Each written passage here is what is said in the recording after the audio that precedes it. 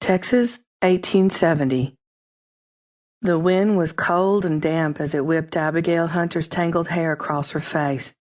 Her body was still, and her small hands were twisted into tight knots at her sides until her brother Brent took them and held them firmly in his strong grip. For 8-year-old Abby, the last 2 days had been confusing and devastating.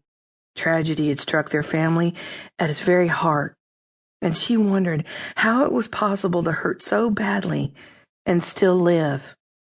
Through blinding tears, she stared at the simple pine box that held her mother's remains. Since there were no flowers to be had at this time of year, Abby had woven her pink hair ribbons through a branch of live oak, and Quince had placed it on the coffin for her, a pitiful tribute to a woman who had so dearly loved flowers. The men who worked for the Half Moon Ranch were gathered near the family, their hats removed, their heads bowed. The foreman, Buck, met Abby's eyes sadly and nodded slightly. Charlie Herbert, the barber and undertaker, was there, standing off to the side, but still a grim reminder to the young girl that he was the one who had brought the coffin to the ranch. Reverend Crawford was praising Beth Hunter's virtues. Although the preacher was sincere, his words meant nothing to Abby. He didn't know how gentle their mother's touch had been, or how it had comforted Abby through so many illnesses. He couldn't tell the mourners how soothing her mother's voice had been, or the patience she had used when Abby needed guidance. And Abby was always needing guidance.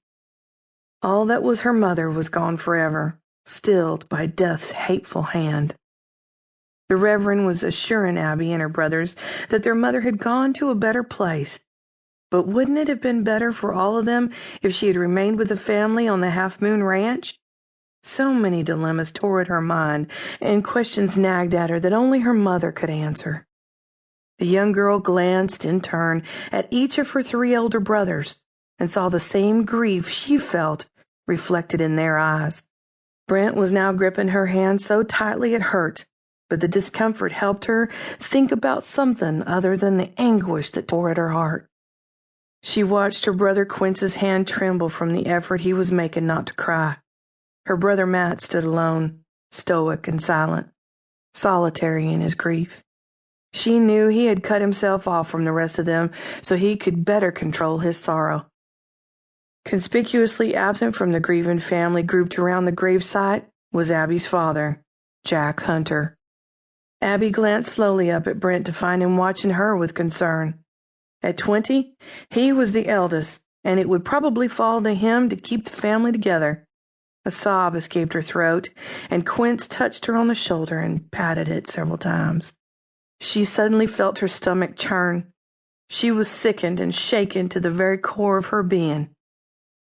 It was difficult to understand the horror of what her father had done.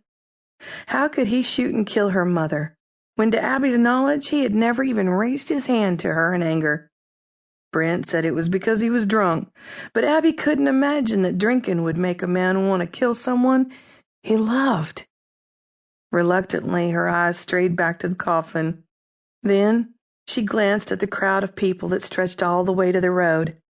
Matt had earlier declared that they had come only to stare at a murderer's family, but Abby was sure they were there to pay their respects to her mother. She met Iona Montgomery's gaze and saw the sadness and compassion in the older woman's eyes.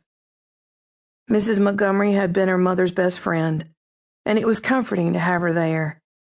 Her daughter, Juliana, gave Abby a sympathetic smile, and Abby managed to smile slightly in return. Then her attention was drawn to Edmund Montgomery, Juliana's stepfather, who owned the only bank in Diablo. He nodded at Abby and held her gaze for a moment.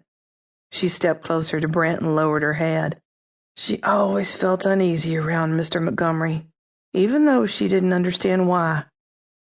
The Reverend had finished the eulogy and was talking in a quiet voice with Brent, but Abby wasn't listening.